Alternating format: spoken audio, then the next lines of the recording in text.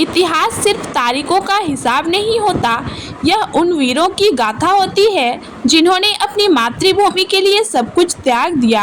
आज हम बात करेंगे उस महान पुरुष की जो ना झुका ना रुका, जिसने अकबर जैसे सम्राट की नींव हिला दी। नाम था वीर शिरोमणि महाराणा प्रताप। महाराणा प्रताप का जन्म 9 मई 1540 को राजस्थान के कुंभलगढ़ किले में हुआ। उनका पूरा नाम था प्रताप सिंह। वो सिसोदिया राजवंश के महाराणा उदय सिंह और माता जयवंताबाई के पुत्र थे। यह वही वंश था जिसमें बप्पा रावल, राणा हम्मीर और राणा सांगा जैसे महान योद्धा जन्मे थे। राणा सांगा ने बाबर को खानवा के मैदान में टक्कर दी थी। उसी साहस और आत्मबल की विरासत को आगे बढ़ाया राणा प्रताप ने।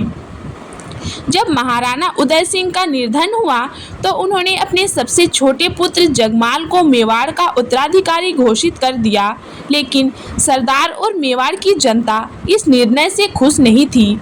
जगमाल विलासी, डरपोक और नीतिविहीन था।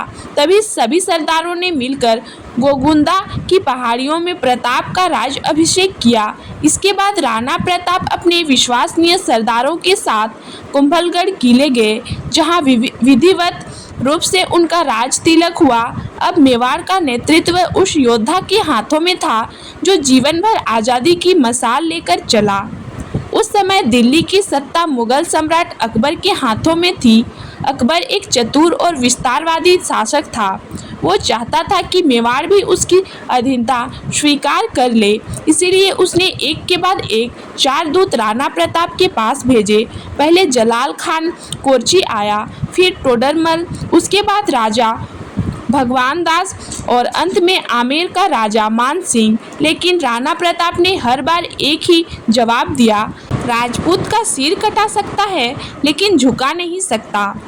21 जून 1576 इतिहास के पन्नों में दर्ज हो गया वो दिन जब भारत की मिट्टी पर सबसे गौरवशाली युद्ध लड़ा गया, हल्दी घाटी का युद्ध।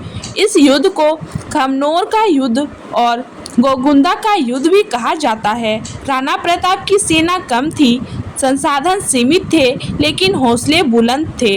उनके साथ थे सेनापति झालामान, भावनाओं में बहता चेतक, भीलों की सेना और हजारों देशभक्त राजपूत योद्धा। अकबर ने राजा मान सिंह के नेतृत्व में एक विशाल सेना भेजी थी, लेकिन महाराणा प्रताप ने पूरे साहस के साथ उनका सामना किया। हल्दी घाटी की धरती खून से लाल हो गई थी।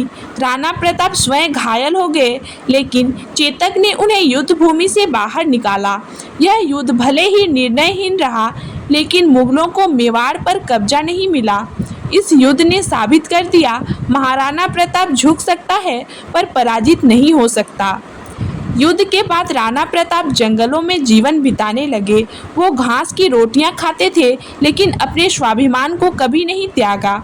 उनके पास धन नहीं था, सेना बिखर गई थी, लेकिन तब आए दानवीर भामाशाह ने अपनी सारी संपत्ति राणा प्रताप के चरणों में रख दी और कहा, मेरे स्वामी, ये धन आपकी सेना के लिए है, अब आप फिर से संग्राम कर सकते हैं। भामाशाह के इस बलिदान ने राणा प्रताप को फिर से खड़ा कर दिया। अब वो सिर्फ रणभूमि में नहीं, लोगों के दिलों में भी विजयी हो गए। भामाशाह की सहायता से महाराणा प्रताप ने एक शक्तिशाली सेना बनाई। अब उन्होंने एक एक करके मेवाड़ के दुर्गों को पुनः जीतना शुरू कर दिया। 1582 में हुआ दिवेर का युद्ध। इस युद्ध में राणा प्रताप ने मुगल सत्ता की कमर तोड़ दी। दिवेर, चावंड, कमलगढ़, मालपुरा, उदयपुर, एक एक करके 32 दुर्गों को जीत लिया। अब अकबर की सेना को मेवाड़ छोड़ना पड़ा। राणा प्रताप ने दिल्ली के सम्राट की नींद उड़ा दी। महाराणा प्रताप जीवन भर आज़ाद रहे। उन्होंने कभी किसी सम्राट के अधीनता नहीं स्वीकार की। उन्होंने चावंड को अपनी राजधानी बनाया और प्रजा की सेवा में लगे रहे।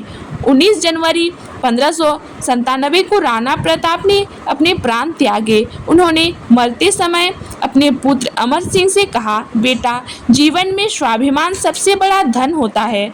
कभी किसी से डरना मत और मातृभूमि की रक्षा के लिए जान भी देनी पड़े तो दे देना। महाराणा प्रताप कोई साधारण राजा नहीं थे, वो भारत की स्वतंत्रता की पहली मशाल थे। उनकी जीवन गाथा हर भारतीय को साहस, स्वाभिमान और त्याग की प्रेरणा देती है। आज भी जब कोई बच्चा उनकी कहानी सुनता है तो उसकी आंखों में गर्व की चमक होती है। उनके जीवन से हम सीखते हैं, हारना कोई अपराध नहीं है, लेकिन आत्मसमर्पण करना सबसे बड़ा पाप है।